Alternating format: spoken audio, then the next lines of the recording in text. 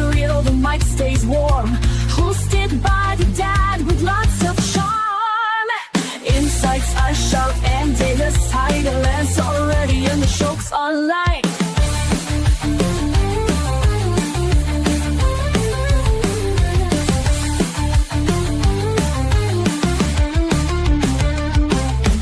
Hot takes, real talk, keeping it true.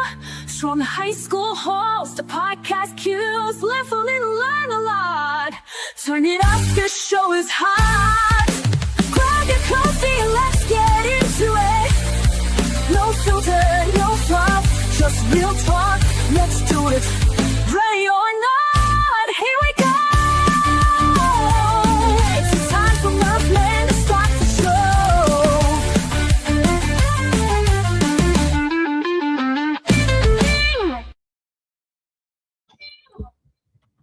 All right. Welcome back to Hot Takes with the Murph Man. I am the Murph Man. I'm here with my co-host Connor. How are we doing today, Connor? Good. How are we doing today, Murph Man?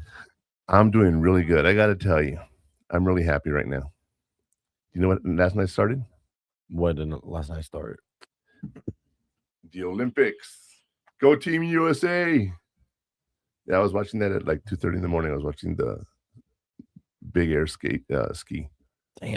And it's pretty awesome. You know, you don't know about any of that, right? Mm-mm. You know, I love the Olympics, both winter and summer. But which one do you like better? Which sports? I haven't really seen them as much, so I don't really have an interest in them or like a preferred winter or summer. It's just they're both cool. I mean, Well, I have my certain events that I like. Like I love speed skating. That's just one of my favorite events. I don't know why. The short track is just, it's over in like a few minutes or two at the most. You know, so it's a quick thing. You get it in, get done, and you're good. Now, what's funny is when you're sitting there and you have speed skating, you have different kinds, right? You have the 1,000, 1,500, 5,000, you know, so some of the laps are just long and whatnot. But it's interesting because at any given moment, anyone can fall. And it changes the whole thing. I was telling you about that one time last year where four guys were ahead of him. One guy fell, took out the four people, and the guy in fifth place won. So, you know, you never know when that's going to happen. And then I also like the skeleton and the luge and the bobsled. And I love winter, you know. And then, of course, in summer, I like all the track and field stuff. do you? Yes, sir. You know, but you don't care about any of that, huh? Not as much. Not All as right. much. Anything else going on that is going on around the world and that affects us? Speaking of sports, Sports. Well, nothing affects us for sports, but what's tomorrow? Super Bowl, right? Yes, sir. Go. Go Seahawks. Uh, I hate the Patriots. yeah. Well, they're gonna have another dynasty with Drake May. What can we say? No, they're not. Yeah, they are. No, they're not. And I'll tell you something else. Hmm. Next year you might actually have a chance with the Bills I hope. because they're just changing up the culture. Now, let's see if it backfires on them, right? Because Keon Coleman's probably gonna get traded over the summer. No, he won't. Yeah, they're gonna bring in more receivers for him. I'm telling you, Keon's not gonna want to play there. So, yeah, but tomorrow, go Seahawks. Yeah. And last but not least, today with Stream 915, Squad 915 Studios, we're actually doing squad games. We're gonna be doing virtual escape reality, and you'll be able to check out the replay on stream915.com, you guys. So you can check that out. And let's see what else here. Anything else? I can't think of anything else. Not that I could think of. Well, before we get into it, let's make sure everyone knows that what they're getting into. I am the Murph Man. My co-host is Connor, and our views are our views alone. We're not experts, and we have an unfiltered show. Sometimes adult language might slip out, but it's never intentional. And you know, our topics can vary on whatever we're talking about. Today, we're going to be talking about unlocking campus secrets, and we'll talk about that in a little bit. But sometimes the subject can go anywhere. Like last week, we went on a really large tangent. We just went off the rail, right? But it was really cool. It was really cool. I enjoyed it. So as we're doing this, I want you to be aware of that. But I think it's time we ignite the fuse, Connor. What do you think? Sounds great.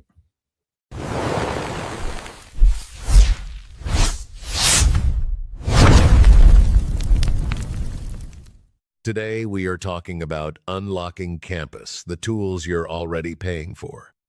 Today's hot take is a simple but powerful truth. You're not just paying for lectures and dorm rooms, your tuition includes a whole ecosystem of support. This episode helps students discover and use the resources that can make college smoother, healthier, and more successful. The fuse is lit. Murph Man, the mic is yours. All right. So unlocking the college campus. There are so many things available to you as a college student on campus. I don't know how much you're aware of. Well, depending like what we're talking about. Well, I'm just off the top of your head, real quick. What do you think is available to you as a student at UTEP? Well, counseling, tutoring, library, Uh-huh. almost everything you could think of school. I don't know really specifics. Yeah, that's honestly mostly it. Counseling and tutoring, and when you say counseling, what do you think? What do you for counseling? What is counseling to you? I don't know, just talking about stuff. Like mental health counseling? Well, it doesn't have to be mental health. It's just talking about stuff. It doesn't have to be bad. You're right. Okay. But you have mental health counseling available to you. So it's one of those things that I want you to really think about and be aware of as we talk about this today. There's so much going on that let me get over here. Sorry about that. I'm over here trying to do something to get ready for the next clip, and can't find it. Let's see here. Hold on. Give me a sec.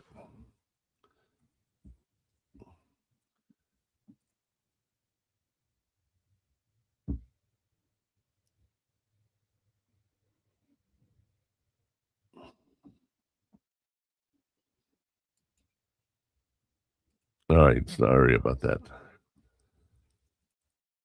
So yeah, one of those things that we're trying to do is unlock what's available on campus. And when we talk about that, you have your student fees that you have to pay for, several $100s of student fees. And what's really interesting about it is you don't realize how much you're actually spending and not using. So we're going to talk about some of those things today, Connor, okay? Okay. But I think we need to get things started and jump into the burning question. Mm-hmm.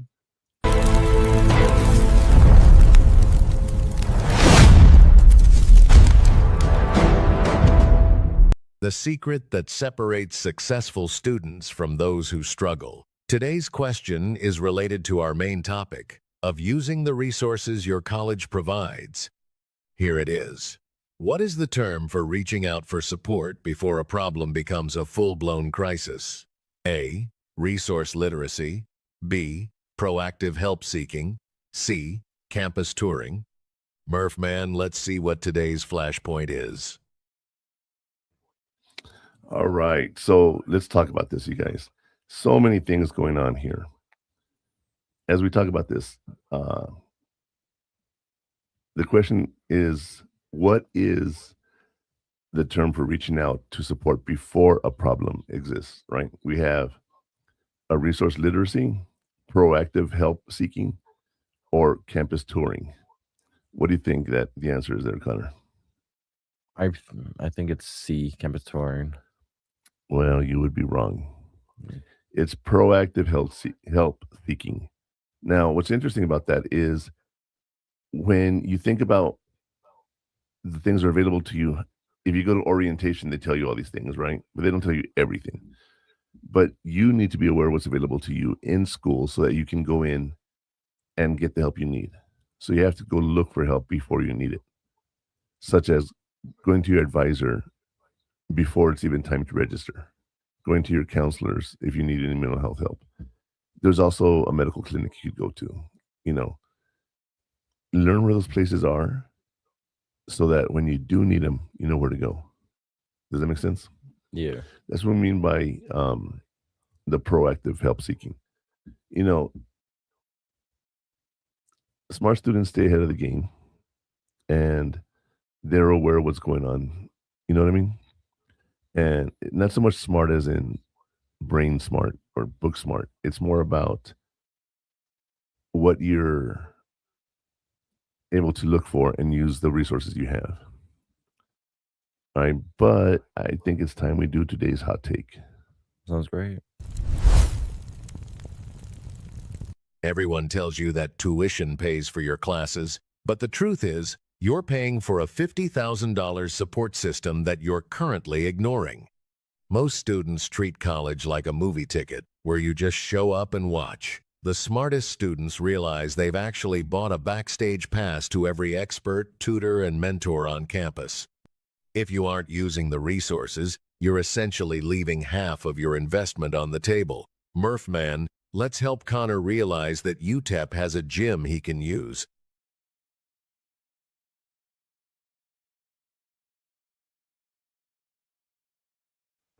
You know, you always talked about the gym, and it's something that I've been thinking of. And I'm like, why doesn't he use the gym at UTEP? Because I don't have time.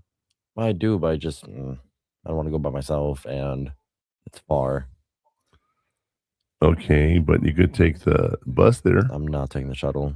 You could also drive your car to the student resource center and then come back. Isn't it right there where I park? No. Well, that's the Memorial Gym. When you got to the minor village. Oh, all the way. That's right. Yeah. Yeah. There's a rec center there. Mm-hmm. It is an amazing rec center. If you've never been, well, you should have been there. Mm-mm. Hold on, you have. No, I haven't. For what? When you went to summer camp. Summer camp? What's summer camp? Remember when we would go on the bus from Huey and we'd go over there? No. We'd do the classes and everything. Not the Cyber Patriot stuff or the... You don't remember? I was in the building, but it wasn't at the recreation I worked center. at the rec center. Yes. And you went to the different camps. I went to the actual class. You didn't tell me right. I was participating.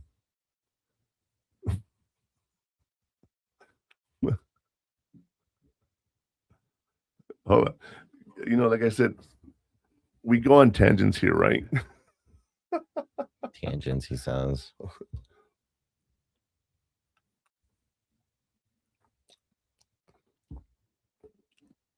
We're going on tangents. And one thing, I've made Connor do so many things that he didn't really want to do.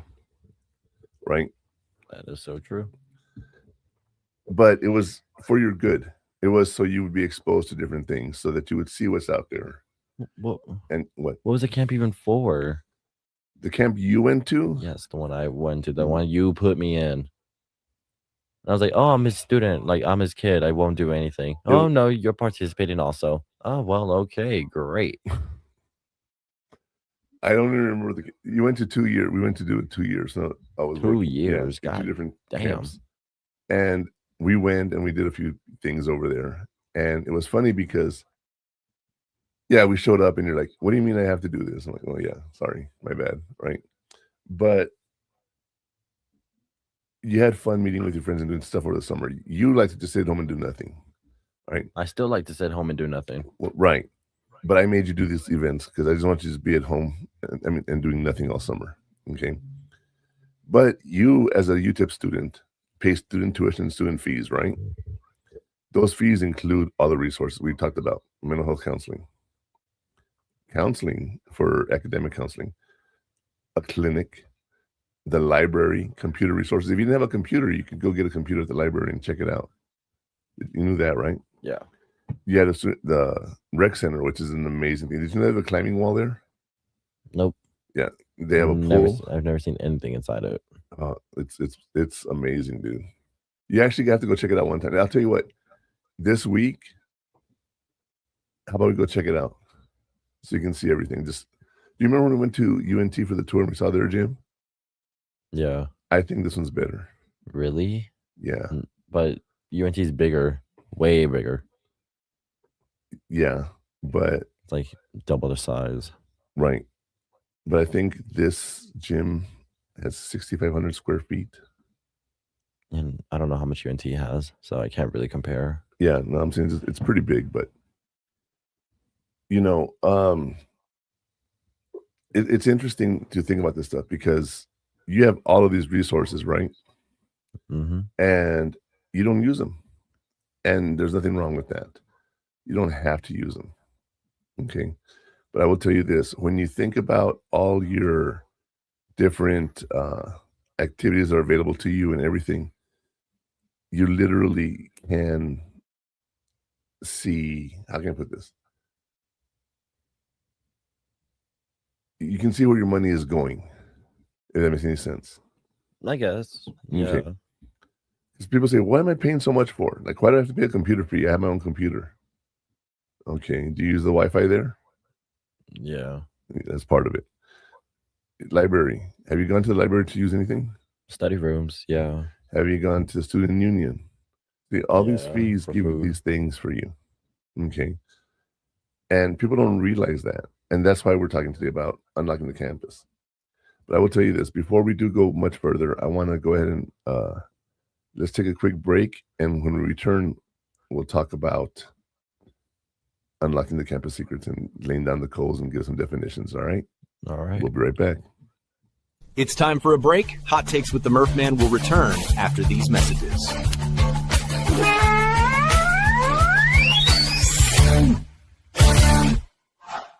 The station where our veterans' voices are heard, MBR Talk. Hey, thanks for tuning in. Welcome, Quack. Program are those of the speakers and do not necessarily reflect the views or positions of any entities they represent. The web at MB Radio. According to the VA's suicide data report, an average of 22 veterans die by suicide every single day. This figure is a sobering reality and a crisis that demands our immediate attention and compassion. We must recognize and address the fact that every 24 hours, 22 veterans are losing their lives to suicide. The war doesn't always end when our veterans come home. The invisible wounds they carry, wounds that are real and heavy, require continuous support. No veteran should have to carry this burden alone. Many veterans experience stress and disconnection as they navigate life after service. But there is hope, there is help, and you are not alone in this fight. There's a vibrant community ready to support you, offering friendship, understanding, and shared experiences. You served your country, now let us serve you. Don't fight the toughest battle in silence. Your mission now is to reach out. Dial 988, then press 1. Text them at 838255. The Veterans Crisis Line is available 24/7. Every day, we save lives. Your life is invaluable, and your service is honored. Let's work together to make 22-0 again. No veteran should face their struggles alone. Together, we can ensure every veteran finds the support and hope they deserve. He gets help, but he still feels off. Sees an ad on the TV about a dog batting said, this is a man's best friend. Whoa, so he goes one day and he picks it up. Never thought a dog could bring so much love and put a smile on his face. But he's finally found a saving grace. He needs help, but he don't know the path to take or the way to go to be free. Put his mind at ease. We will help, 'cause we can't stand to see a soldier go to God by their own hands. We will do everything we can to make 22-0 again.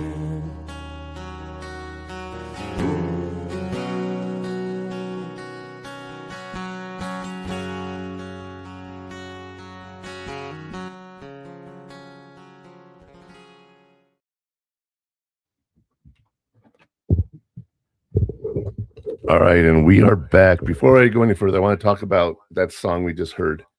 Ryan Spencer's Make 22-0 Again is one of those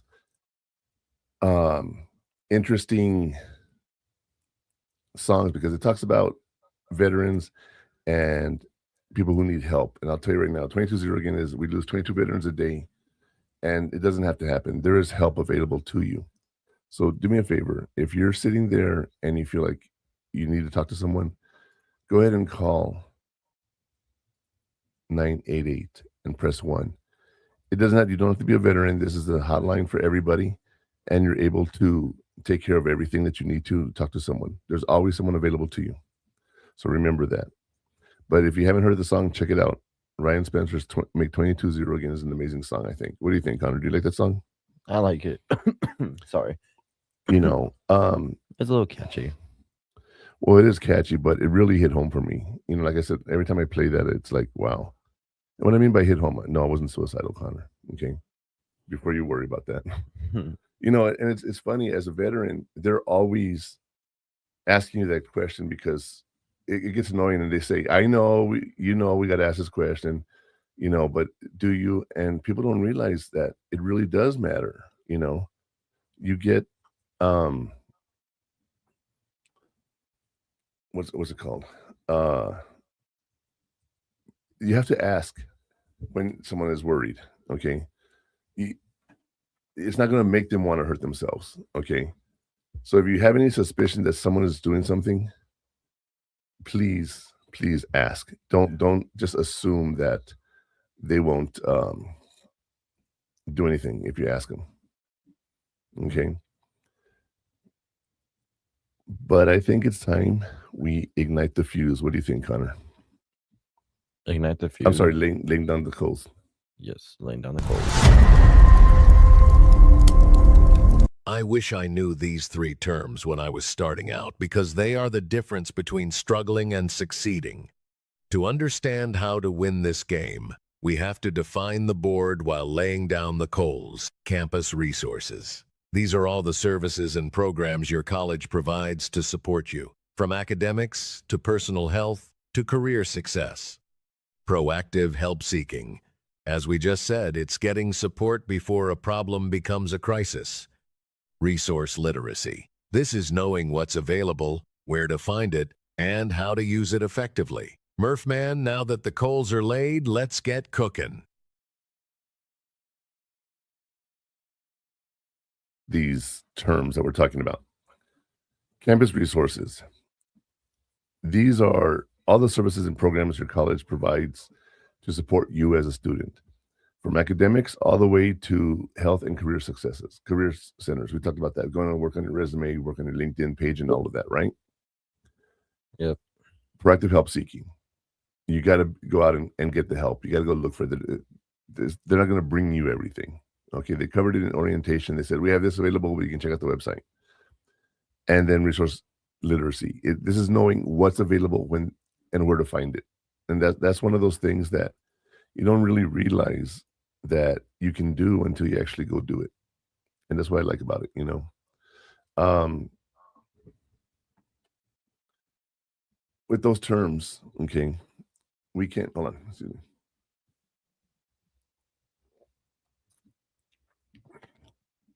You really got to think about that stuff, Connor. So many things are available to you. Okay, people don't realize this. One of the hardest things to do is go away to college and have to leave your family behind, because this is the first time you have to do this as a kid.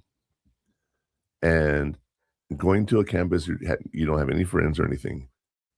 It's so important to know the resources. Going to the student union, making friends.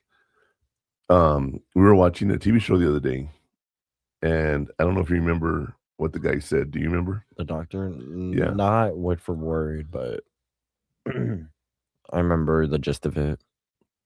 Well, what was funny was he said, he turns to this kid. This kid is like trying to do things, and he tells the kid, you know, don't be so desperate to make friends. He says, you're a smart kid. You're probably not going to have a lot of friends right now. You're not going to make your friends until you get to college. And I thought of you. And I said, let me show him this clip. And you had lots of friends. Let's make that very clear. And I can prove it to you by playing his graduation video for those of you who want to know. Okay? That's fine. It's fine. Right. But you're able to make friends and everything. That's not the point. But your true friends that truly understand you, that understand how smart you are or what you're interested in, doesn't happen until you get to college. You had friends in tech program and everything. That doesn't mean you're going to be getting any one that really knows what they're doing, right? But once you get to college, it's been different, hasn't it? What have you noticed that's been different in college versus high school? College is more hands-on problems, and we do more than we did in high school already. I can tell you that for sure. Oh, I'm sure. And what about your friends? What have you noticed? They're the same. They're the same. Honestly, yeah, they're the same. They're the same friends you had.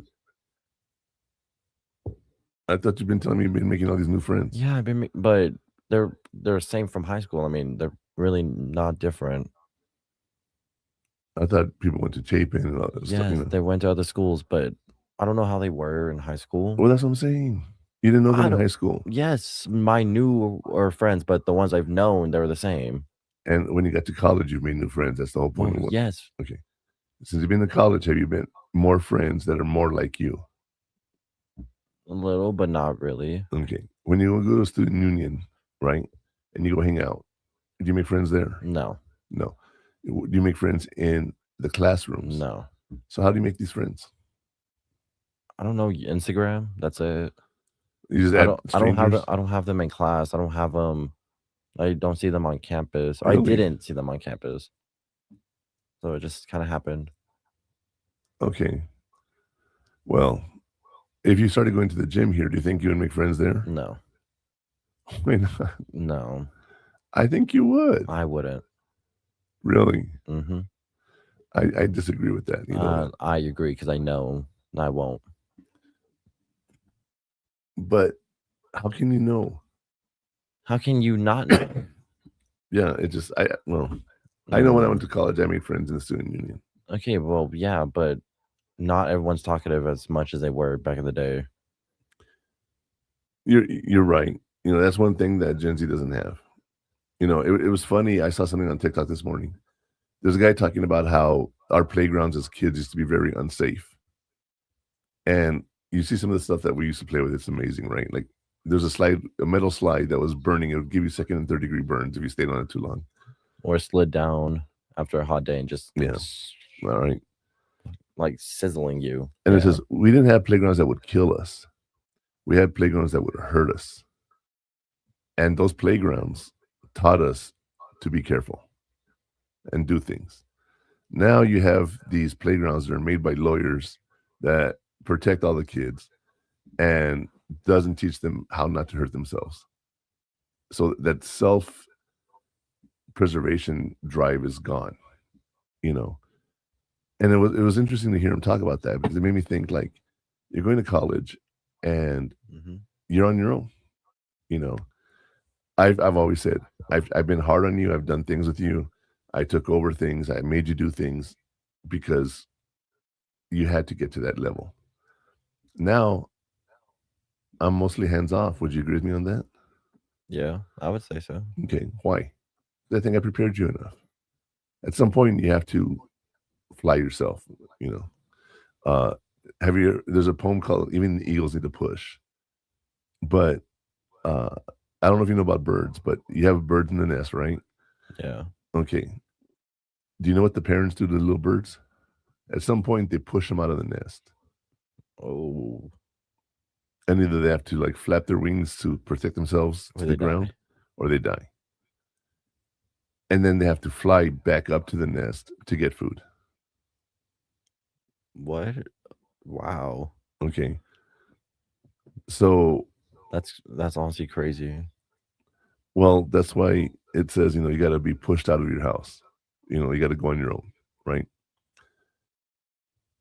If you were to tell me right now, hey, Dad, I want to move in some friends and move into an apartment, I would be like, okay, how are you going to pay for it? Because I'm not going to pay for that, right? That's a you thing if you want to do that. If you were to say, hey, Dad, I want to do this, I'm like, okay, you figure it out. It's something you want to do. There's nothing that I need to do, right? Mm-hmm. So when we're doing all this and we're thinking about all these resources on campus, there's so many things you can use. You just haven't used them yet. Yeah, because I don't need them right now. You don't need them right now. Okay, like the gym though. I'm telling you right now, you got to go check out your gym. I'll, Not the Memorial Gym, the rec center. I'll check it out maybe one They day. have a climbing wall, dude. I don't think I'm gonna use a climbing wall, but Why not? it's not my thing. You haven't even tried it. You don't know. Yeah, I've done climbing walls. They're not my thing. Well, if I could do it, I would. I'm too heavy. You know, I don't even know that they would support me on the string. They have to get 2 people. That's to get a crane. Yeah, exactly. No, because every time you were younger, you would always see a climbing wall. I would let you go on it, and you look like you enjoyed it, zip lining and all that. Well, yeah, but I don't know. It's not a thing I do anymore. So it's just I lost interest. No, and then going to the pools. We were younger. We'd go to the pools. Do you remember what we used to do What? when we'd go to the pools? There's a lot of things we used to do. So, Well, like, what do you remember? I don't know, playing with the pool toys. That they're called dive sticks, but yeah. Dive sticks, yeah. What would I do? I don't know, toss them and make me go for them. Like fetch, right? But do you remember what else would happen? No. Other kids would join us. Mm. And I ended up buying like 15 dive sticks. I would have everyone get against the wall. I would close your eyes and everything. Then I would throw the dive sticks and then see who could grab the most. Can you imagine going to your gym at UTEP and doing that? That'd be funny. But It would, right? Yeah. Because I wonder how many people would actually play that as adults. I don't think anyone, honestly. I disagree. I think they would. If you actually make it into competition, it's funny. You'd be surprised what people do just to be stupid, just to reclaim their childhood, And the perfect example is last night. What were we doing before you left? Fixing the table. No, I'm talking about reclaiming childhood. We were watching the Muppet Show. Oh, yeah. We watched the one episode. Yeah. What do you think about it now that you're an adult? Was it still interesting? A little, but I mean, at the same time, like I said yesterday, I haven't really seen the Muppets. I've barely seen the first one. Well, but it's like I know of them. I just never actually watched it. One of my favorite clips that came out on the Muppets was the one with Sandra Bullock. She's a psychiatrist and she's talking to this big monster guy they have. I don't know his name. The blue one? No, I think he's purple. Anyway. Well, but like the bird. No, it's a monster. It looks like a monster with like feathers. So that's his fur. That's his fur. Anyway. Then yeah. He says, every time I say this word, these little things pop up. And it's mana mana, right? There's a song called Mana Mana, and it has an animal in it, and then it's two little, like those are the 2 little birds, and they sing Mana Mana, do do do do, right? Mm-hmm. Well, when Sandra Bullock was there, she was playing a psychiatrist talking to this monster, and he says, "Yeah, every time I say the word phenomenon, and then the do do phenomenon, dude, it's one of my favorite skits. If you haven't seen it, check out Phenomenon by Muppets. It's pretty funny, but even though I wasn't a kid, it was just fun to watch. It's sort of like a SNL or Mad Fridays or whatever the case may be for adults or for kids. And they had Sabrina Carpenter on it this week, and that was pretty cool. Yeah, I liked it. But it wasn't your like best thing ever. I know that, but it just. It's nice to go back to our childhood every now and then. Yeah. But yeah, so like I said, you have resources at school. Have you used anything besides? You haven't used mental health. You haven't used medical. Mm-mm. Well, how does your medical clinic work? Do you know?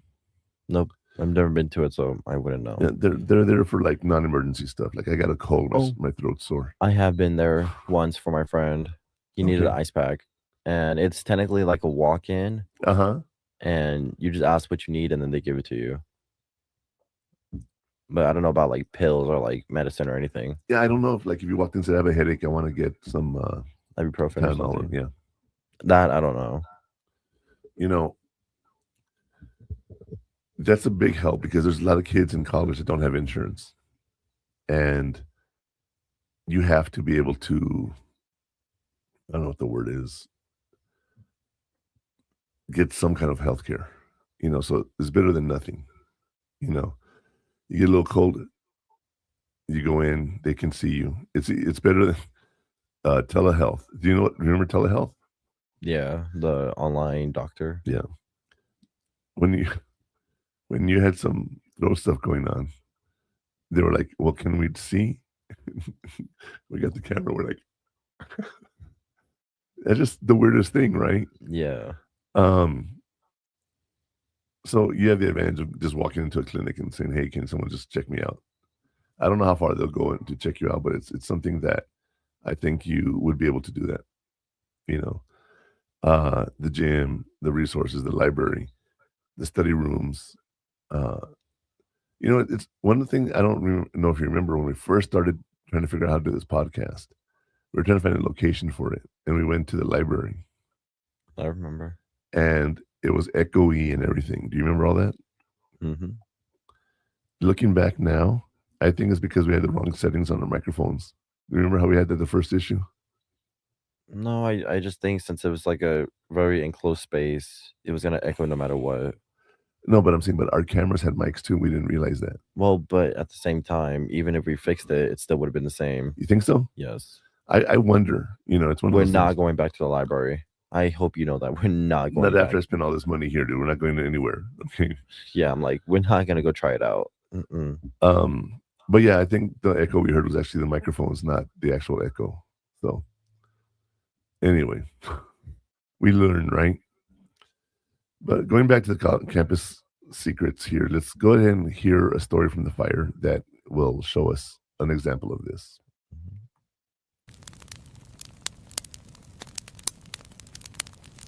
You won't believe what happened when Devin finally tried the tutoring center. Devin was really struggling in his chemistry class but felt embarrassed and didn't want to bother anyone for help. After finally dragging himself to the free tutoring center, he not only passed the class but did so well he became a chemistry tutor himself the next semester. That one visit completely changed his trajectory. That was a story from the fire. Murphman, are you feeling the heat?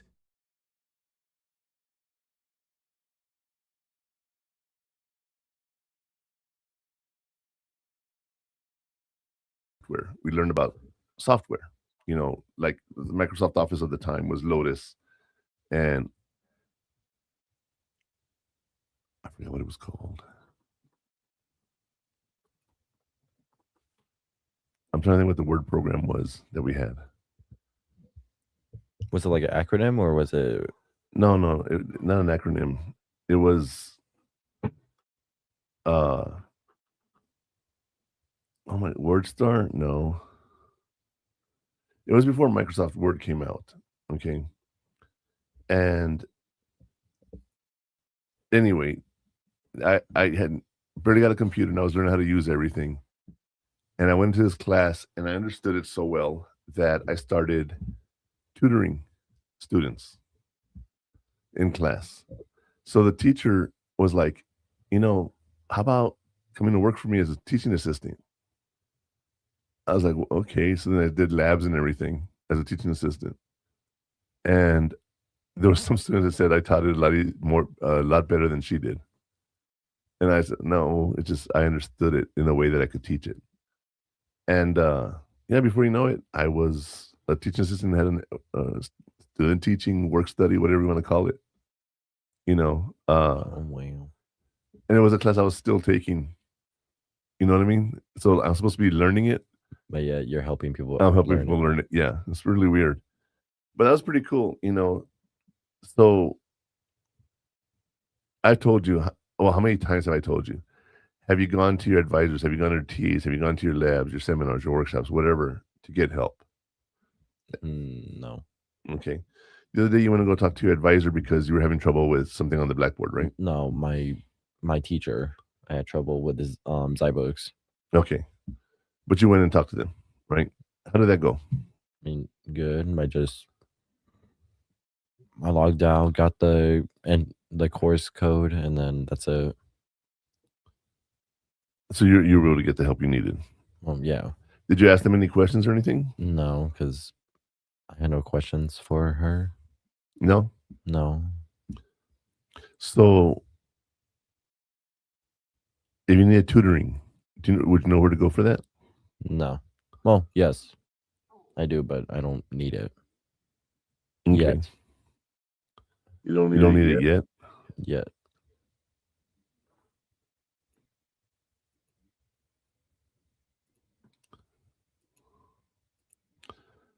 And if you do, you know where to go. That's the important part, right? Remember we talked about looking for resources and whatnot. Yeah. So think about this when we talk about the students and everything going on. You don't really realize there's people that need help and don't even know where to go. You know, with Devin, he was having trouble. He finally went to tutoring, then he got the help, and eventually becomes a work study there. I have a friend of mine who runs labs at UTEP, and she has TAs that go in and they make their money being teaching assistants, and it's part of the program that they're in and everything. Yeah. Do you ever think you'd want to do something like that? No, because I don't think I could teach. You don't think so? No, I suck as a teacher. But yet you help your friends all the time. Not really. How many times have you told me I'm going to go help such and such with this because they don't understand it? Not as much. You just think it's a lot, but it was only like 3 times. How about you've done it? Yeah, but I wouldn't do it on the daily. You wouldn't? No. Even if you're getting paid? No, I don't know what I'm doing. One thing, I've talked about take a lawyer to lunch, right? When I had people that wanted to help me, they wanted help from me when I was in my program. They're like, hey, can you help me learn this subject? I'm like, yeah, buy me dinner. So, or buy me lunch or whatever, And we would sit there at lunch and we would talk about what they needed to learn. We didn't go as friends to just chat about whatever. We actually were working, and I was getting a free lunch or dinner out of it. So think about that. If you ever have anyone that says, hey, Connor, can you help me? Sure, but maybe we can go grab a bite, you can pay for it and I'll help you while we're doing that. Maybe. Free food. Very important for a college student, right? Yeah. Food's expensive. Really expensive. You're learning that, huh? Like, how much are you spending on your food at school? I don't know. You don't know, but I'm saying every meal. $13 every meal. And you don't eat every day, but yeah, when you're there for the whole day, you got to do that. Yeah. Yeah, it's crazy. It's crazy. The money you need and everything is just, it's there, but yeah, it's just so weird. How much food's costing for students. I know, right? Yeesh. Going to the gym, like for example, the cheapest gym, Planet Fitness, is $25 a month, or $15 a month, $25 a month. You have that included with you at UTEP. You have the tutoring, you have the computers and everything. Can you imagine having to use a school computer? Yeah. You'd have to go to and check it out and use it, every semester and everything, right? Another thing is you have to pay for your books. Right? Now they're all online, right? They're all digital and whatnot. You still got to pay for them, though. Right. But in my day, we would go to the library and we could actually look at the book. They had all the course books in the library. So you could go to the library and read it and not have to worry about paying for the book. Well, we pay because that's where we do our work. Oh, yeah. No, I'm saying it's all digital now. In my day, we had books. I know, but I'm saying that it's online because we have to do work, as in like math and all that. Yeah. So we have to buy it. And they're expensive too. Like, what was that one book you just bought? $128 on one program, whatever you want to call it. Yeah. God damn. I think that was for a semester. Oh yeah, not even the whole year. It's one semester. One thing that we used to do when I was in the Army in Killeen at Central Texas College and University of Central Texas. And I did it at Sol Ross, but people had never heard of it. Next semester, and say, hey, can I sell my book to your students? And walk into the first day of school and say, hey, I'll sell it to you for $25. and people would buy the book from you, right? The next semester, that person would go into the class and sell the book for $25, and that's how we kept costs low for us. You know, you don't have that ability now because it's all digital, right? Yeah. In my day, we used to be able to buy stuff. Now it's all streamed, and you know, you only get to use it for whatever. I bought a song on Amazon Music years and years and years ago because I wanted it, and this is before we could download stuff, right? And I can go into the account; it's still there. But can I download it and use it on my computer? No. I have to actually go sign in, and it's their property, not mine. That's ridiculous, you know? When you're able to what's the word I'm looking for? Buy things and have hard copies. I like that a lot. You know, I take notes and everything, all that stuff. You have your digital stuff that you do, right? Yeah.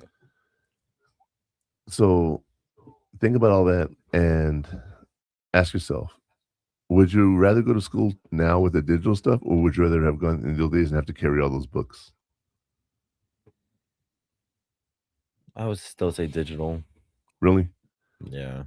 See, you know my bookcase by my desk, right? It has all my books from my programs that I couldn't sell, or I didn't want to sell because I liked the book. And I've gone in and I've referenced stuff because, again, in the old days, we used to have to go and read stuff, right? We didn't have it up on the internet. Yeah. But that's one of those things that's really cool. I have a book that I want to read again. It's called Inside the Criminal Mind. It's like one of the first profiling books ever made. And I actually have 2 copies of it because I bought one for your mom. And we were reading it together. And it's really weird, you know, talking about serial killers and criminals and whatnot. But hard copies are fun. You know, you don't have to be on your phone or your tablet or your laptop. Yeah. You know, so. But I'll tell you what, we've talked about the definitions that we were talking about today, the terms. We've given you a story. I think it's time we get to the heat map and show you those things that you need to be able to do to avoid getting burned. Or I should say, the things you have to do to get started here in the heat map.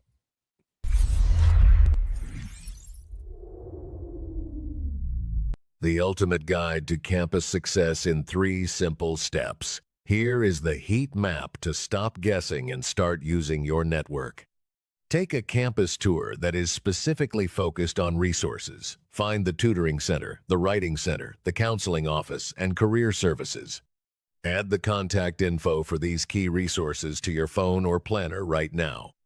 Visit each major resource at least once, even if you don't need help yet, just to know what they do. The map is drawn. Back to Murphman for the next segment.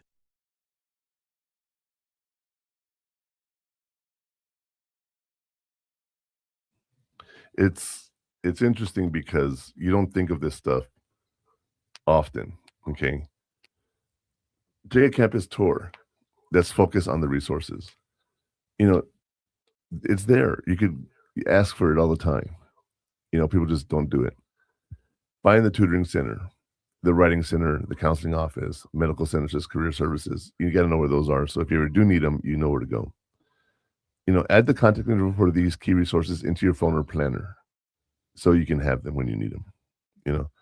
And visit each major resource at least once, even if you don't need help, just to know what's available there, okay?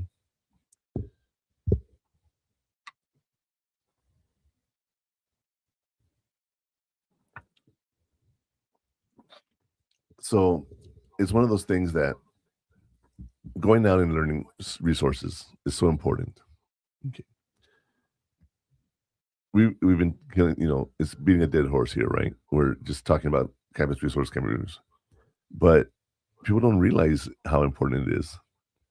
You're paying for stuff, and I don't remember if it was Danica or Kennedy that told you, Connor. Oh, they have an app, right?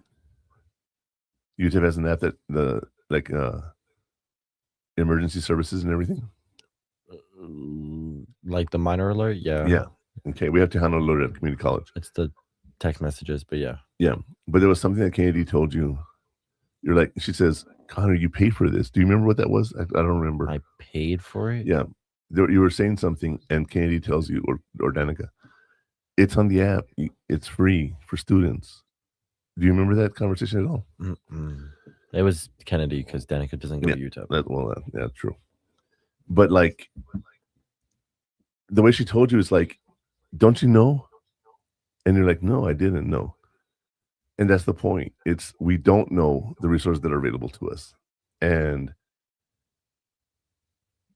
you got to help yourself and people learn where these resources are. And that's why we're doing this podcast, today. Is unlocking the campus secrets. The tutoring, the computer services, the writing services, the career services. You said you were going somewhere to look for internships. What is that called? Handshake. The app. What? Tell me more about that. When we talk about the digital inferno, okay, remind me to talk about the handshake. Okay. But also walking around campus, like in student union, do they have walls with information? Well, what do you mean information? Like, I don't know, club information or nope. No. Nah. For clubs and all that, I haven't really seen any clubs. Only frats. That's it. But nothing. No clubs. Right. Well, it's all digital now, so it's. Well, even then, I haven't seen it posted anywhere. Right, but if you're not part of whatever is there, you wouldn't know that it's available. See, in the old days, you'd walk by and you'd see a poster and be like, "Oh, there's a concert tonight," or whatever the case may be. Oh yeah. Right. So when you're having to do it digitally, if you're not on the page or you miss the update, you're gonna miss it, and that's not cool.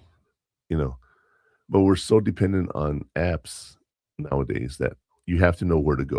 And that's why I have the Digital Inferno segment of our show. Because as you're doing it, you have to know what, like you said, handshake. You have to know which app you're using. Instagram has something too, right? That it's made by students. No, it's just Instagram. I know, but it's like a group you have with minor students, not your group chats. It's a setting on Instagram itself. Oh, really? Yeah. And what is it? It's just a setting where it's like you could put your institution and then connect with people from that school. Oh, okay. So you like join the group? I guess not a group, but yeah. Well, in my day it was groups. Well, yeah, but now it's just Instagram. Yeah. The gram. Do it for the gram. No, that has nothing to do. I You know. just said two different complete things. I know. Just you piss me off sometimes. Hey. You know that. I hope you know that. Have you seen the lady who sells artwork? She does auctions. No, I skip those. She's like a 72-year-old woman. Oh yeah, I skip it. Let's go chat. She starts talking about these antiques that she's selling in the auction and stuff that's available for sale. And she uses Gen Z language. It's hilarious, dude. It's hilarious. I find it hilarious. You find it annoying, because I find it funny because it annoys you. Yeah. Okay. Again, let's go on a tangent here real quick. Let's talk about bullies. Okay. Okay.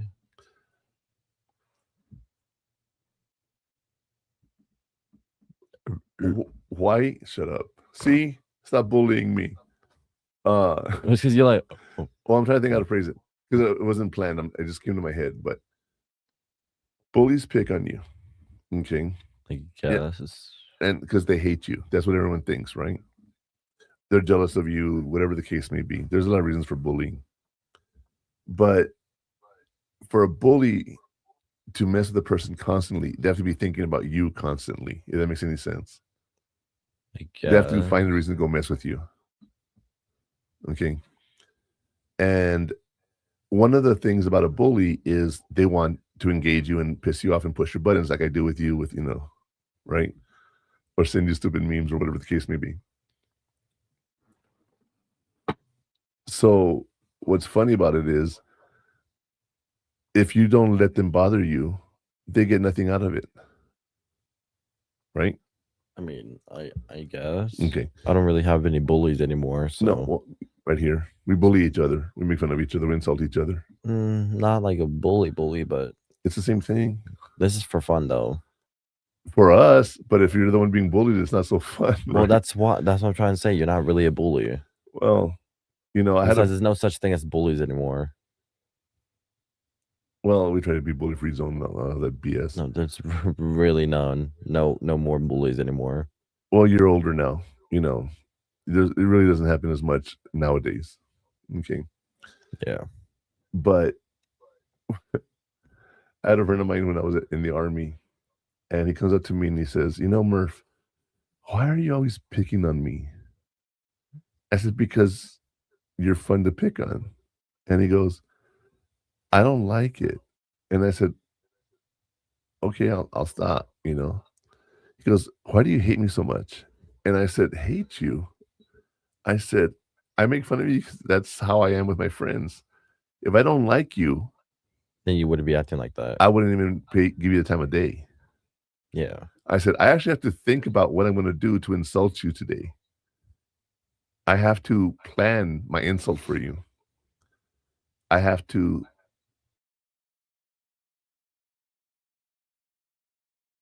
And your reactions are always so funny to me, you know? And like, I'll tell you, this is a true story with the same guy, okay? He had pink eye, and he kept getting pink eye. And I was like, "You need to go get checked for an STD or an STI nowadays, right?" And he's like, "What do you mean?" I'm like, "Yeah, because this recurring pink eye is more than just pink eye." So sure enough, he went and he had gonorrhea Oh. or chlamydia, with one of those. You get pink eye from that? No. Pink eye tends to come from like fecal matter when you don't wash your hands. That's why I'm confused. Well, because you're down there with your hands, and then you go and you touch your eyes. I guess. That's why you always got to wash your hands, right? But yeah, sure enough, he had an STD. And Because he didn't wash, or because she had something? Well, I don't know where he got it from, but I think it was from his wife. We got it from someone else. Oh God. You know, how am I supposed to ignore that and not make fun of him? You know what I mean? Yeah. Like, not. I mean, it's messed up that his wife was cheating on him. Okay. Oh yeah. But he had gonorrhea in his eye. You know, like, again, you know, where are you putting your eye that you're getting all this pink eye stuff, right? Anyway, with bullying, it's like that. If you're feeling attacked, you don't reply. So I'm going to tell you two things. And I want you to really pay attention to this, okay? What? When you agree with someone, you say, "You're right." You're right. When you disagree with someone, you say, "I'm sorry you feel that way." And it takes away all the air out of the conflict. There's nothing you can say to either of those. Because if someone says, "I'm sorry you feel that way," I don't have to agree with you, you know, but you just say the words, "I'm sorry you feel that way." What can you reply with that can be aggressive? Nothing, you know. If I tell you, "You're right," if you like, when I've screwed up, if I screw up, I screw up, I do it with style. I really screw up. It's not a small screw up. It's always a big one, right? Mm-hmm. And when I screw up, I take responsibility. I own it, and I say, "You're right. I screwed up," you know, and I want to fix it.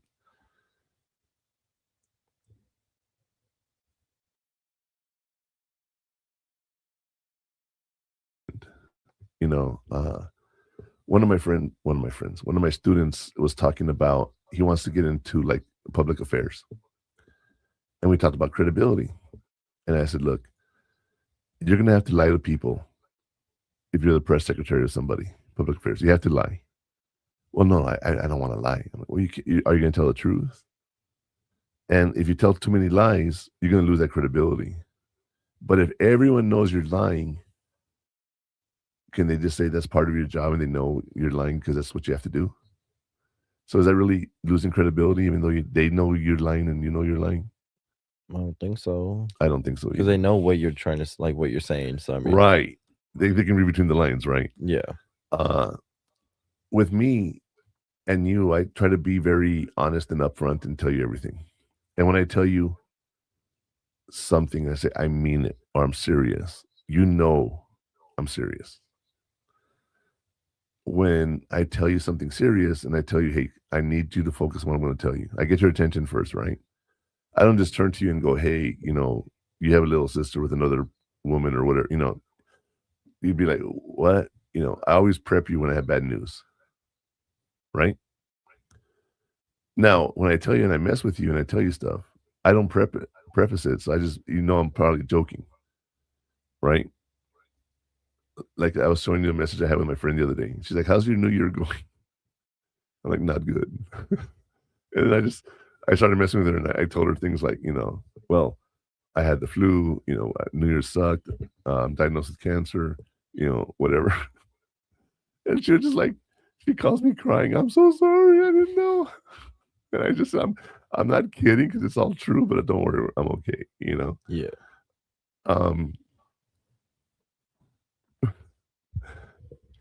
I'm a bully. What can I say? I don't think that's a bully, but okay. I make people feel bad.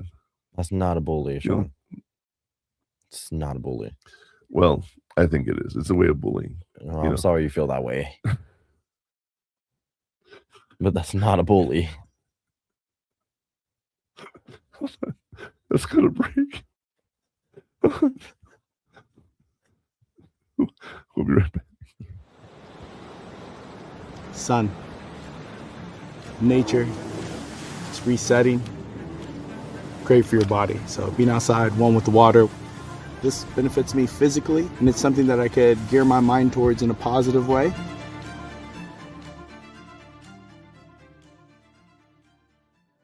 My name is Stefan. I served in the United States Marine Corps as a 2841 from 2010 to 2015. My family's fought in every war that America's been a part of. It's almost like a rite of passage. Felt like a calling since as long as I can remember. I think actually the first impact where things kind of resonated was my first deployment. And so then I started asking the question, like, why are we really out here? What are we really doing? I realized I wasn't getting some of those answers. So to lose a friend without knowing the why behind, a true why, kind of gets your brain ticking a little bit.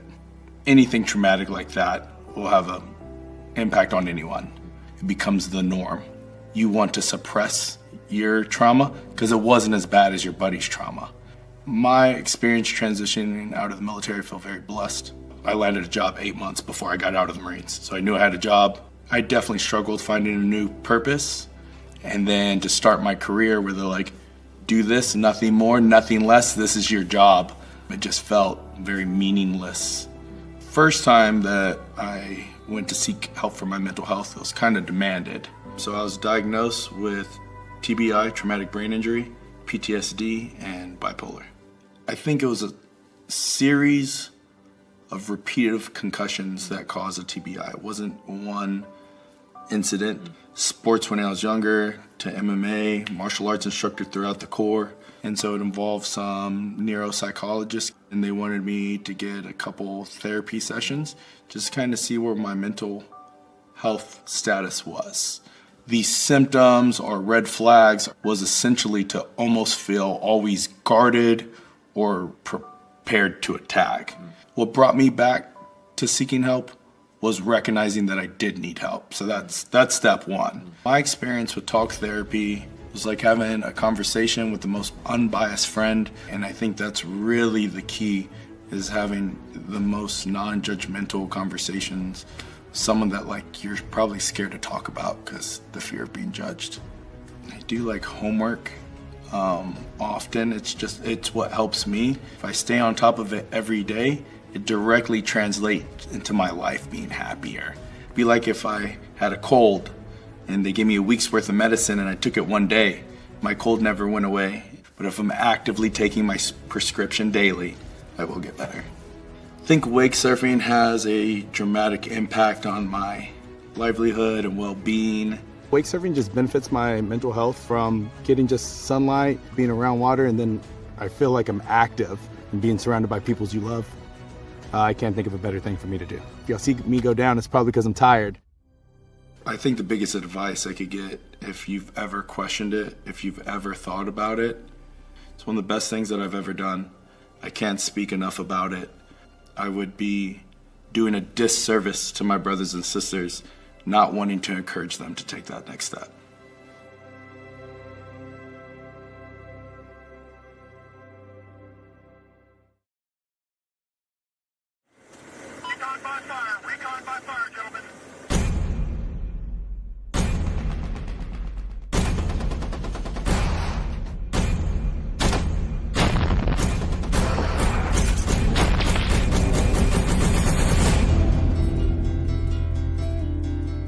The way we are in combat, and you never leave anyone behind. And that doesn't change when you get home. I think vets really need to help vets and let them know, dude, it's gonna be all right.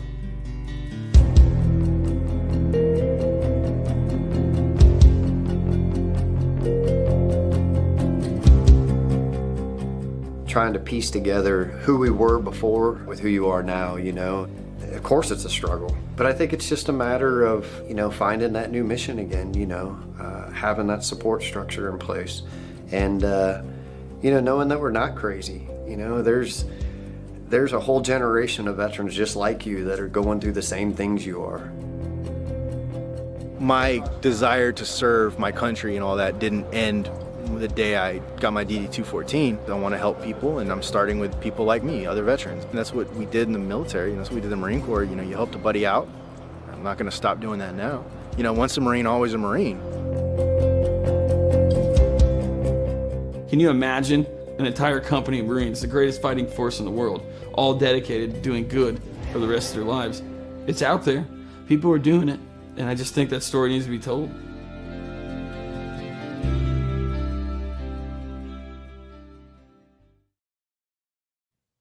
All right, everyone. How are we doing today? Welcome back from our little break here. We talked about the heat map, and we talked about those things that you got to do. But I think it's time we talk about those things you can do to prevent yourself from getting burned in our session called Where You'll Get Burned.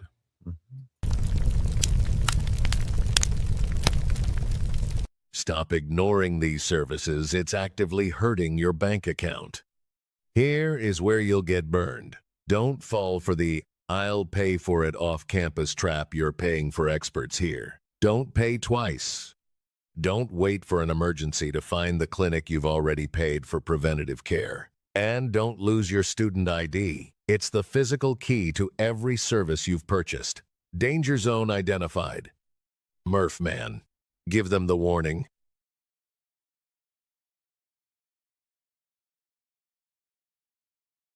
That do is lose your ID. Can we agree on that one, Connor? Yes.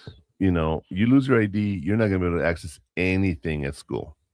Well, yeah, I guess. Well, depends.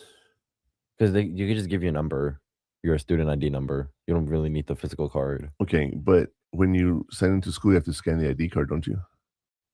Sign into school? Yeah, don't you have to? You told me a teacher had you scan your ID card every day or something. Well, that was in the auditorium, but I mean, yeah, I could have done it on the app also. Oh, really? Okay. All right. So that's how they counted attendance. Just for that class, yeah.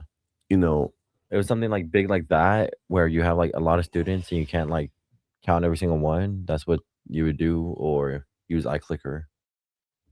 Okay. So, you know, when you think about this, you should already know this. It says, right? That's how you feel. You should already know this stuff. But if you don't, if never been experienced it, and you never had a chance to see what it was, you're not going to know it exists. You know, like, did you know they had a clinic? Did you know they had a counseling service? Did you know they had the student resource center? Did you know they had the rec center? You know, yeah. If you don't know, you don't know. And well, yeah, but I mean, you've heard of it, so it's like you're aware of it. But I mean, since you don't really need it, you just don't focus on it, and yeah, right. You don't need it until you need it, and then you're too late. Also, college is a place for learning that includes how to ask questions. Okay. Don't wait until finals week to get help. Use the support systems early and often. Last year, during finals week, you were studying a couple of weeks before that, right? You'd go and you'd study with your friends. Yeah. That is what you need to do. You did not wait till the last minute. That's very different from high school, right?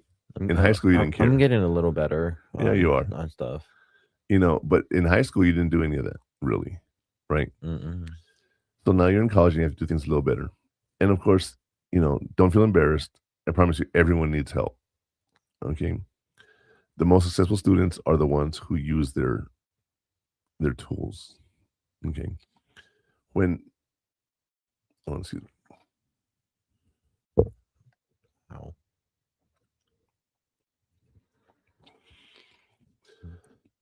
When I was in school, I joined the Army as a behavioral science specialist. And as 19-year-old young kid, I became a counselor. And I went to school when I was 25. I started going to school. So that's already 6 years of experience that I had before I even started going to school for psychology. And what's really interesting is I'd go to school and I already got to experience all of that because I lived it for 6 years. I already had gone to Somalia and I'd done counseling in a combat zone. So when you come to me and you tell me, hey, careful in a counseling session, I've been in combat doing this, So learning it, I had to learn it just to get the paper, which is the degree, right? But being in class and knowing how it really works is very different because, in a perfect environment, what can you do? That's what it actually tells you. So when I went to school, I was able to hear other people's perspective and learn new ways to do my job. Now, why is that important? Well, I never studied. I had to do projects and work and everything, but I never really sat there and studied until I had to take my final comprehensive exam, which is a 4-hour exam. Damn. And I told you the story about where they said, I'm going to work with adults. And all of a sudden they threw a kid in there. And I didn't know anything about kids. And I had to learn everything about kids in 1 week. That's all I studied because I knew all the adult stuff. In 1 week, I crammed everything I could about developmental stages and everything. And it was interesting because I learned a few things that I never thought I would learn. Growing up, I never thought I would have any kids. And then Connor comes along and I had to learn how to do this. I ended up teaching developmental psychology so I could learn how your process of growing up would be. And I was a little hard on you. And like we talked about this, and I always told people, wait till he's 18 and we can go and see if I did a good job or not.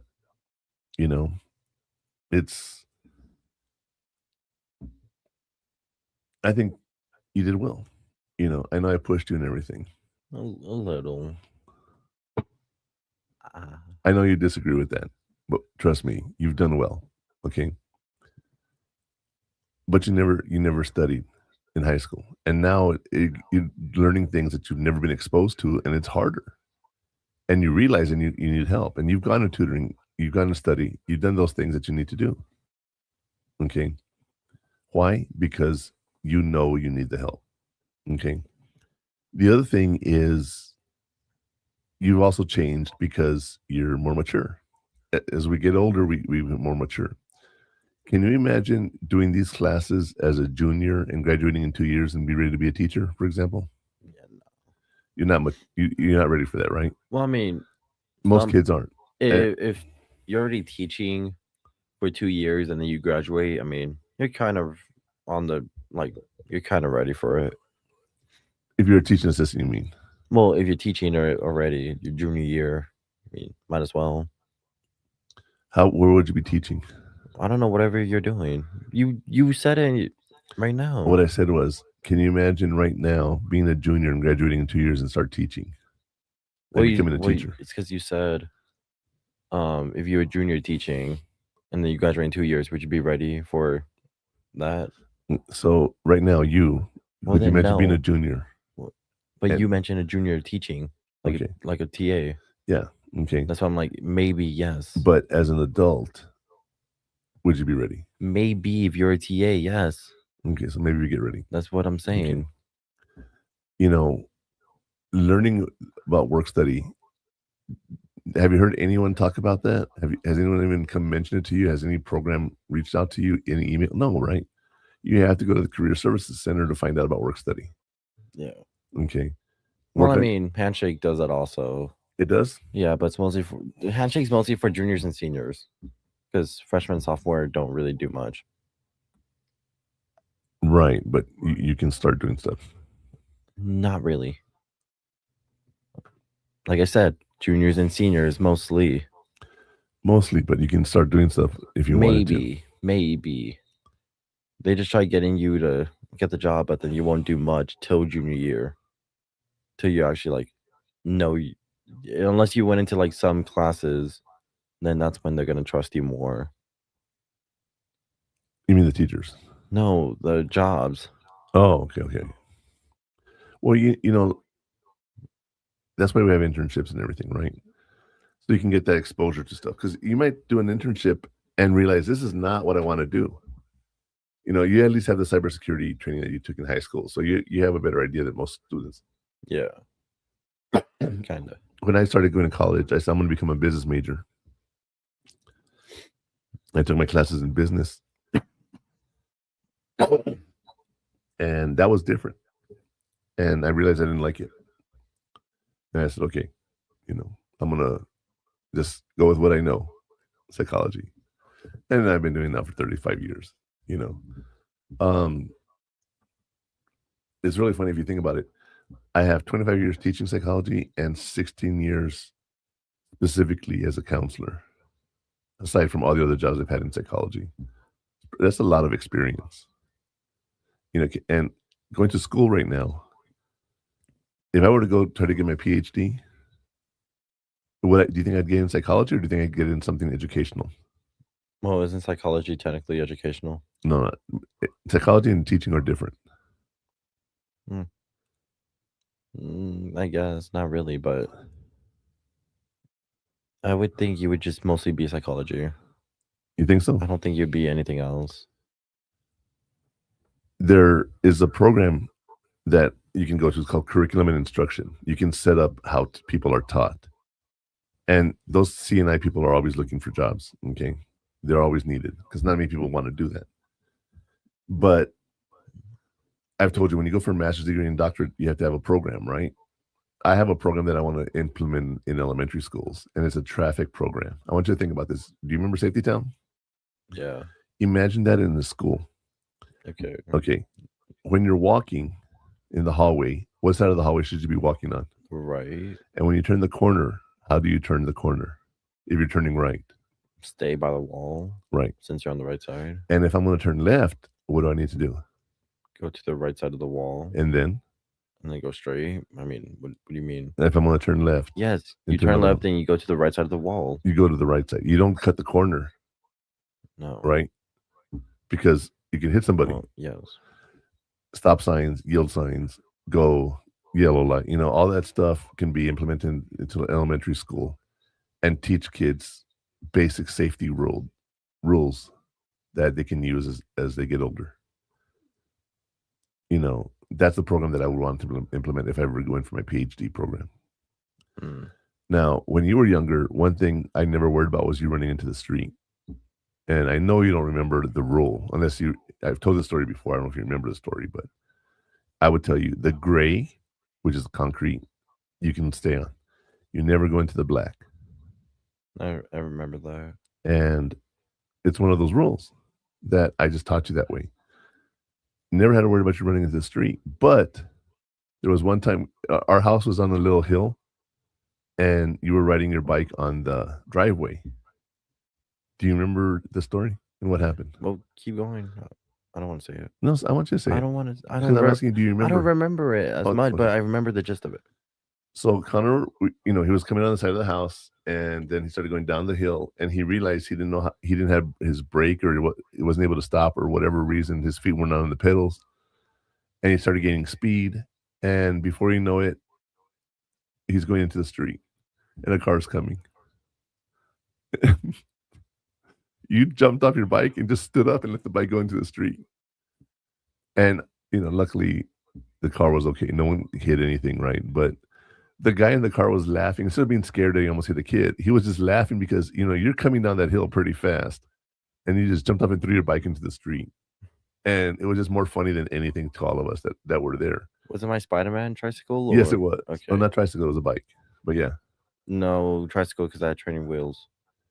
Okay, you had training wheels. It was training wheels. But tricycle means it's Well, two. but you know what I mean. Well, yeah, it has. I don't know what training it's, wheels. but yeah. Yeah. So,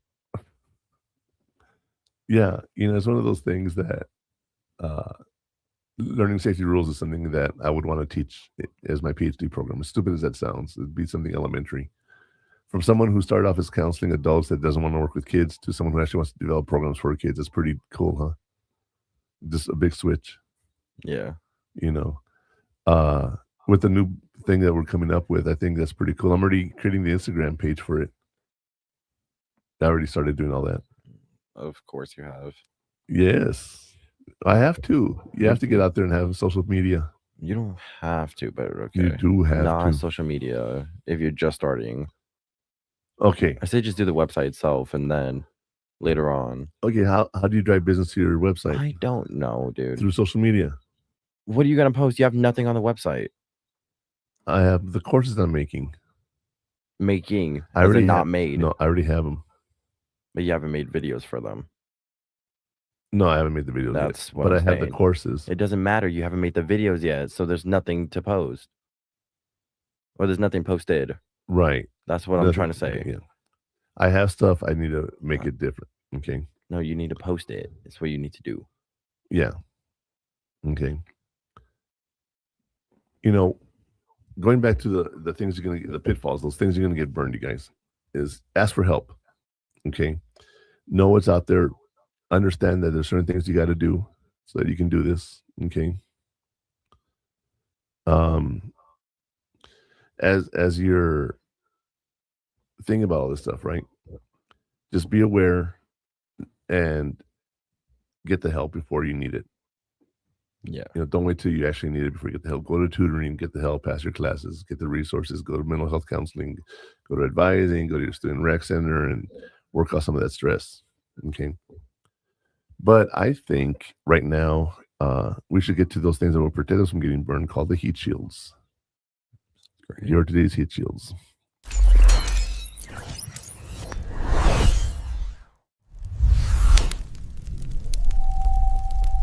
Your campus is your defense. Here are your heat shields. The Secrets of College Successes by Lynn F. Jacobs and Jeremy S. Hyman talks a lot about this.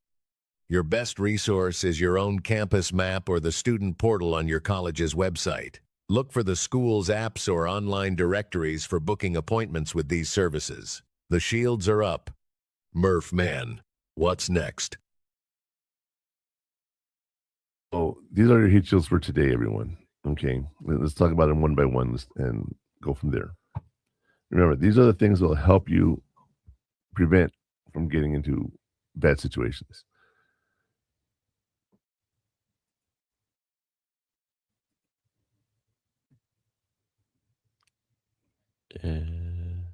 I read this one already. The last time, instead of the heat map. You did? Yeah, I don't know why I clicked on it and I went back to it. Anyway, going back to it. Don't think you should know everything. Ask for help. Don't wait until finals week to get help, and don't feel embarrassed. Everyone needs help. I just remember that. Oh, well, yeah. I thought you were just saying that like as an extra. No, that I was on the wrong slide. Is what I'm saying. I already said that. I started reading it. I know that's why I thought you were just saying it as an extra. Okay, but we're doing heat shields, right? Yes, we're doing heat shields. So, The Secrets of College Success by Lynn F. Jacobs and Jeremy Hyman talks a lot about this. It's a good book to use. Again, the best resource is your own campus map. Okay, you've seen the campus map, right? Yes, no. I mean, yeah. I haven't looked at it fully, but yeah. Okay, there's the student portal. You have a college website itself, right? Yep. And then the apps. Those are all things that we do there. Okay. as we're doing it, the more you go to school, the more you'll see what's available to you. Okay. Using those apps and going to the website, using the campus map, knowing where to go, taking the tour of the school, going around and seeing where your classes are. That first semester, getting familiar with the campus and everything. Okay. It takes time to learn your campus. Okay. And then you're gonna get a new class, a new building, and you got to find a new way to get there. If one of these days, maybe I'll take you to UTEP, and I'm gonna show you a way through campus that you didn't even know existed. I'm pretty sure I know most of them, but I'm pretty sure you don't. I'm pretty sure I do. I will guarantee you don't. I'm pretty sure I do. I'm pretty sure I do. We'll make a bet on that. I'm pretty sure I do. You think so? There's only a few ways to get into school, so I mean, yeah, but through the school. well, like then yes, how to go from building to building, stuff like that. You know. You think you know all of them? Yes. I don't think so. I do. I don't. I know I do. I'm sorry you feel that way. You're right. You know, you don't want to get burned because all of this is preventable. You can take the steps to control yourself. Remember, I keep saying over and over, poor planning on your part doesn't make it an emergency on my part. Mm-hmm. Planning, setting up, scheduling, using your tasks, everything I mentioned in every episode, you got to do it because it prevents you from getting burned. And as you're here thinking about that, ask yourself, what can you do to avoid the situation you're in right now? And whatever, if it's a good or bad situation, right? Yeah. If it's good, you want to keep doing it again. If it's a bad situation, what do I got to do to stop it? Tomorrow, we have a problem. We want to go see the Super Bowl. We want to go to Dave & Buster's. Well, we don't want to. We just do. Well, I like it there. Okay.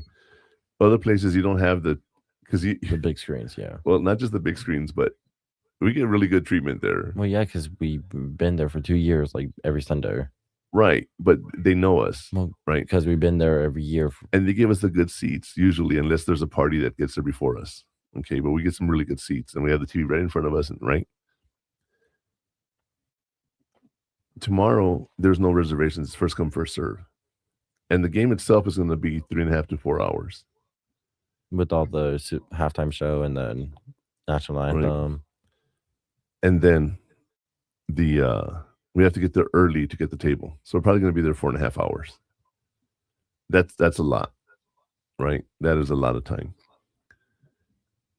Is there a way I could prevent this? Can I go and say, hey, can you do me a favor and, maybe talk to someone that I know and say, hey, can you save the table for us? Yeah, no. They're not going to do that, It's right? not going to work. Yeah. So we have to get there early, just like anyone else, and get our seats. Now we can go somewhere else, but the thing is, we don't know if we'll be able to really see the game. Like if we went to Chili's, we can't watch the Super Bowl there. Applebee's, same thing, right? Can I go sit at the bar? Yeah, but you can't. Right? Or when we get a table, there might be a table near the TV, or it's behind me or behind you, and only one of us can see it. That kind of stuff. So you have to start planning way ahead of what you're going to do. And we go to Dave & Buster's because it makes it simple, right? Yeah. There's usually seating there, and they get treated well. We get good seats and whatnot. When you can think about stuff like that, your resources, and you say, hey, this is going to work or it's not going to work. Okay. It changes a lot for you. And that's what I think is interesting, is because you can actually go in and avoid a lot of the issues that people have, because you can plan for it and you can prepare for it and you can go get the resources.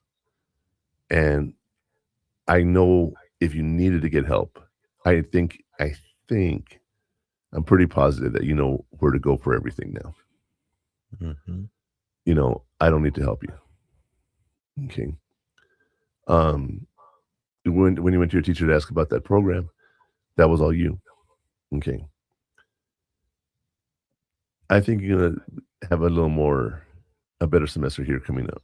they needed last semester, Mm-hmm. right? But I'll tell you what, let's go some reflection questions in our afterburn section, and we'll talk about things you can think about and see if you learn anything today. And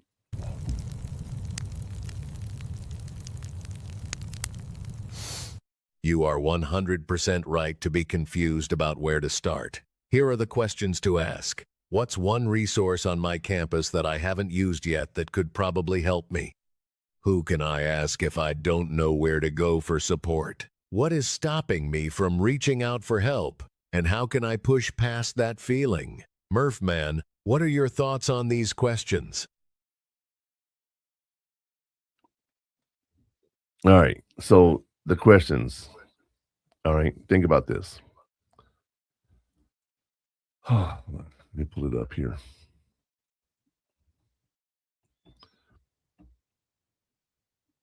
Sorry. I got a text message and I had to get out of the screen. All right. So what's the one resource on your campus that you haven't used yet that could probably help you, Connor? What do you think that would be? Counseling, health. Literally everything. Okay. But what's one thing you think that would help you right now? Nothing. Nothing right now because you don't need it. Mm-hmm. Jim, maybe. Not funny. Well, No. No. Okay. Also, who can you ask if you don't know where to go for support? Myself, family, I guess. If you don't know the answer, you're going to ask yourself. Family and friends. Okay. What else? Advisor, I guess. Your advisor. Not much, but yeah. Your advisor. Go to your advisor and ask them, right? I guess. And what's stopping you from reaching out for help? I just don't want to ask for help. I know that, but what's stopping you? I just don't want to ask. That's what's stopping me. I'm not going to ask. Why do you have such a hard time asking for help? Because I don't want to ask for help. It's just simple like that. I just don't want to ask for help. You know, there's nothing wrong with asking for help. I right? know, but I just don't want to. I never do. And you make it harder on yourself sometimes. Oh, wow. You know, I hope anyone who's listening to us can actually go and get the help they need, because it's one of those things that you don't really realize. Asking for help is probably the hardest thing you have to do. But once you get the help you need, your life gets much easier. You know, don't fight things you don't have to fight. Okay, so we're going to take a break, and when we come back, we're going to talk about the Digital Inferno and Handshake app and a few of those apps that we can talk about. Mm-hmm. Right? We'll be right back.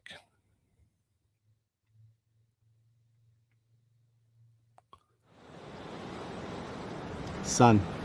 When I needed help, I wasn't shamed. I was able to get the mental health treatment that I needed. I felt like that really helped me just get out of my own way and become a successful person, become a happy person.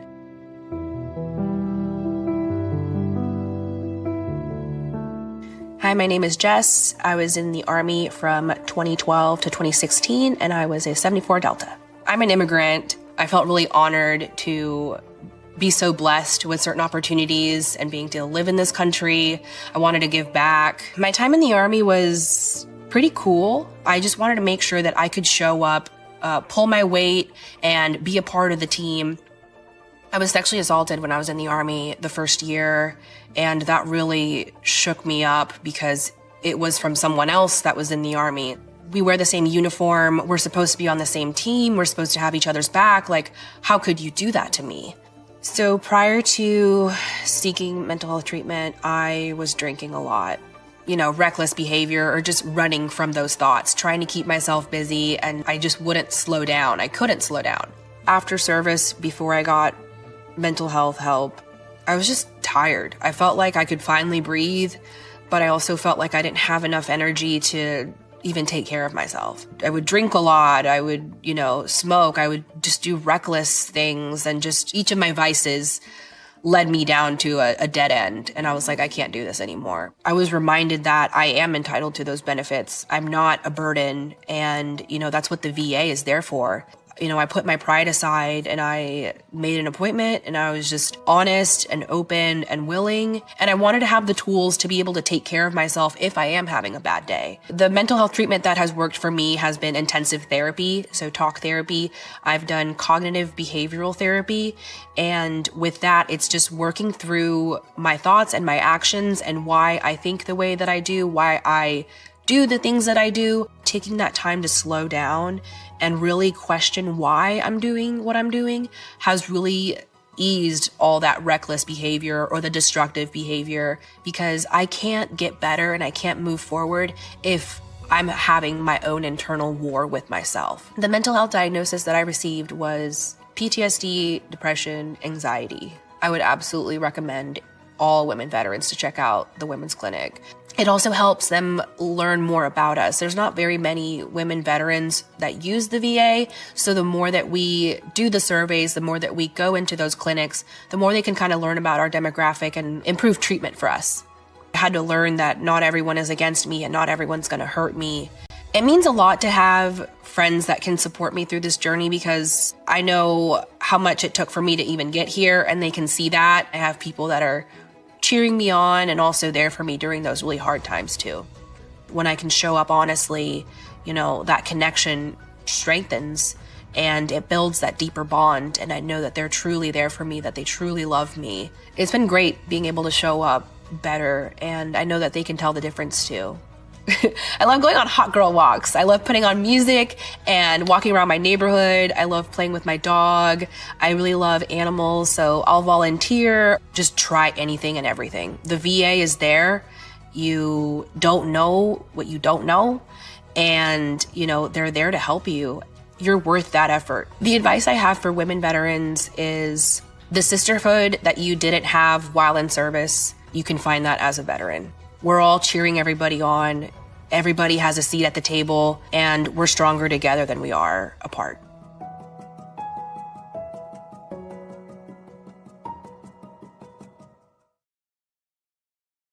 Yeah, I still got 26 seconds.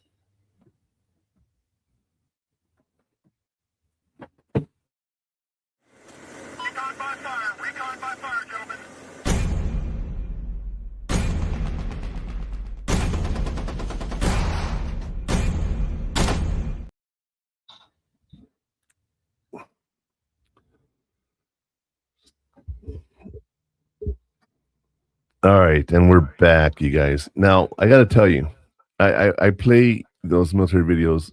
I love the military. I miss it so much. It's an experience that I really regret getting out of as when I did, but it was to save my marriage, and I had to do what I had to do. Yeah. But I'll tell you what. Let's get the Digital Inferno started, so we can go ahead and tell people what kind of technology is available to them. Here's our Digital Inferno.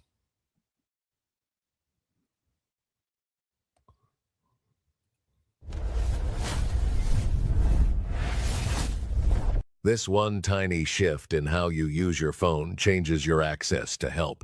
The primary way to practice proactive help seeking is through your phone. Ensure you have the school's official app or the online portal saved for one-click access to the counseling center and tutoring scheduler. Booking appointments digitally removes the anxiety of calling and ensures you can use the support systems you are already paying for. All right, so let's talk about this. Okay, first, before we get into the details here, I want to talk about Handshake real quick. Connor, tell me more about Handshake. Handshake is honestly just a platform that connects students to like recent graduates from the same school or employers looking for jobs, internships, and like I guess career events. Okay. Just so it's like a LinkedIn, I guess you could say. All right. For college students. That's really it. So I mean, there's really not much of Handshake. Okay, so basically it's another thing like LinkedIn, so to speak. Yeah. Okay. Let's talk about that real quick. LinkedIn is a page where you can meet different people that are in the same field as you, that they'll add you, they'll talk to you, that kind of stuff, right? So literally the same thing, yeah. That's handshake, yeah. Yes, that's what I'm saying. It's like a LinkedIn. It is LinkedIn technically. This thing fell off. It doesn't matter. It does to me. Last night I was updating my LinkedIn. Okay. Because I had open for work and I had all this other stuff, and I was like, so I just started updating because I'm not trying to change jobs. Oh yeah. But I'm also going to be promoting our new business, so I'm looking to change into a business account and premium account. And it was funny because as I was adding it, I was looking at some of the contacts I've had, and one of the contacts is a vice president of instruction at community college that just retired. And I wish them good luck and whatnot. There was another person on my LinkedIn that is a doctor now. She's in charge of the surgical clinic now at the hospital she's at. So I sent her a message. It's like you keep in touch with people, and if you really want to go out and build your network, LinkedIn is great for that. Okay, it really is, because you can go out there and add all these people that'll see the stuff that you're putting out there, and they'll reach out to you as well. So it's really cool once you get a career going. LinkedIn is something that you can really use. Again, you use Handshake for UTEP, that's cool too. All right, but your phone is such a resource that you guys could have. Okay, it's amazing. There's so many things that you can do there. Also, ensure you have the school's official app or the online portal, which is the Handshake that you were just talking about. I guess, yeah. And booking appointments. It digitally removes the anxiety of calling and ensures you can use the support systems you're already paying for.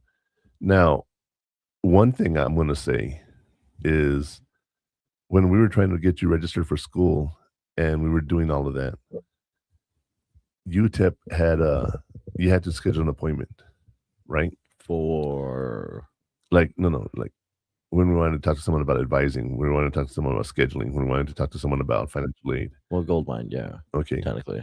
Well, no, but I'm saying you could actually go and make an appointment. You have to. Yes, I know.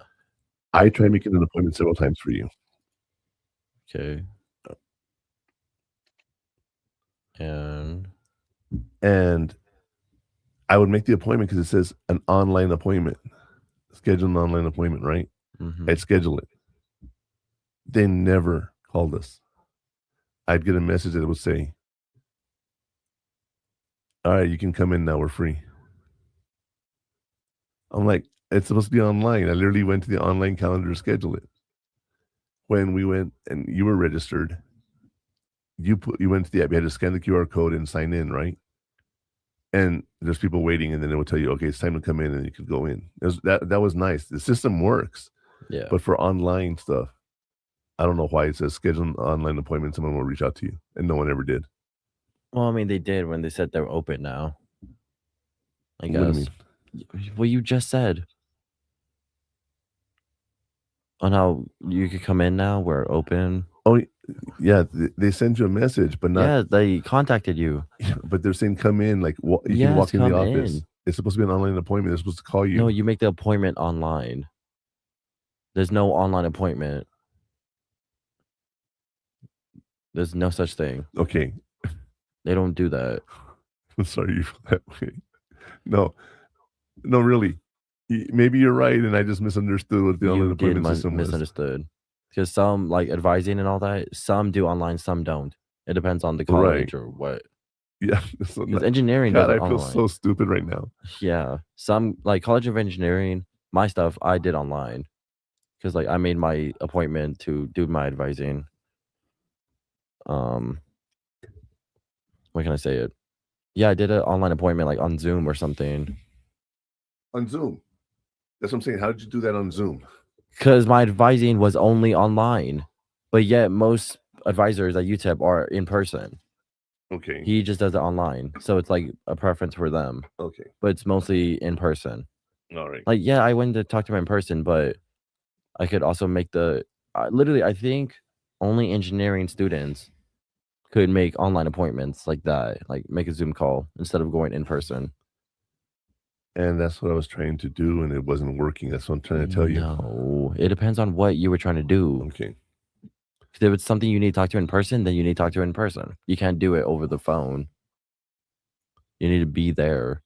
But if it's like for scheduling or something that like he could see, then that's fine. But if it's something you need to show them, then you need to go in person. Okay. And we needed to go do a lot of stuff in person. So yeah, well, you did. I had to work. Oh yeah. You know. But that's Technology is one of those things that is always going to get us, no matter what. Right? Us. I mean, I guess you. No, people in general. People in general. Okay, we have to use technology nowadays. I'm not going to talk about AI and say, we're behind the curve and everything, right?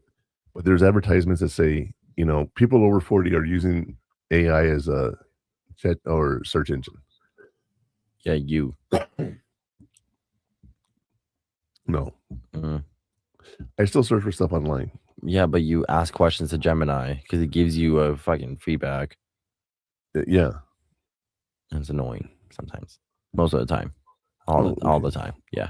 Well, it's one of those things that I do use.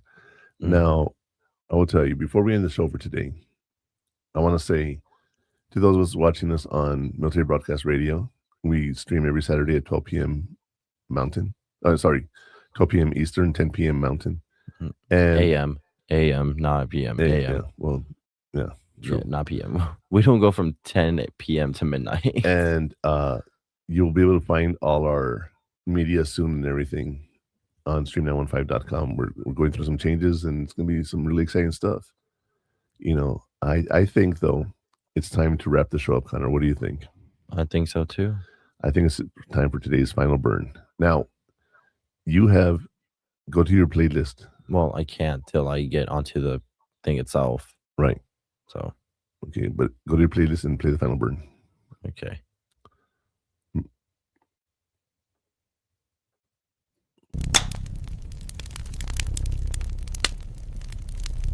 It's always about the strategy. Okay? You're not bothering anyone by asking for help. You're building your future. Use the tools. You already paid for them. Murph Man, let's get your final thoughts and wrap the show.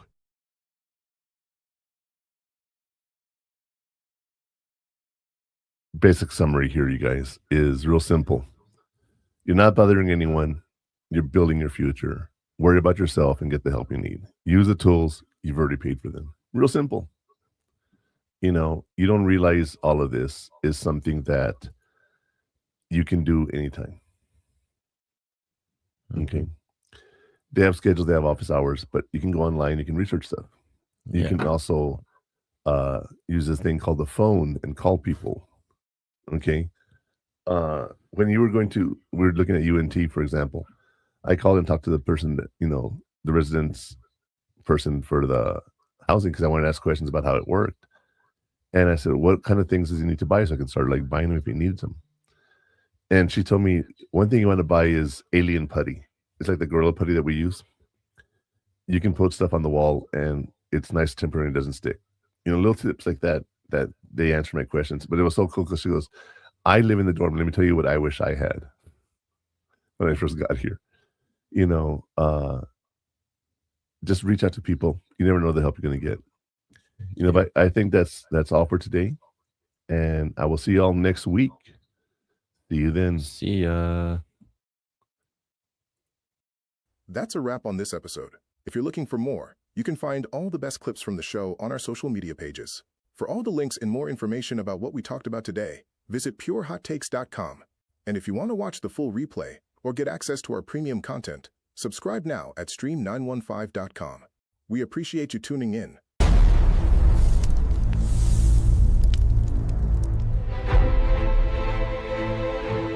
Life is like a duck. Tough times don't last, but tough people do.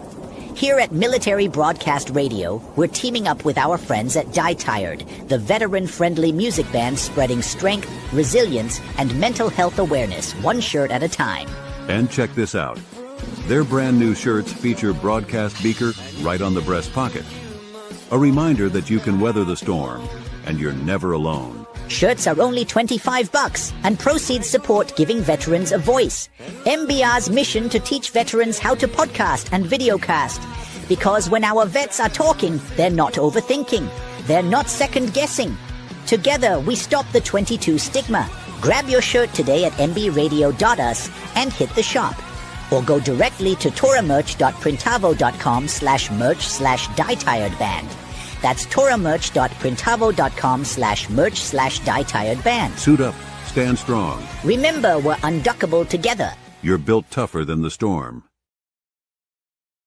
Ladies and gentlemen, thank you for tuning in to Military Broadcast Radio.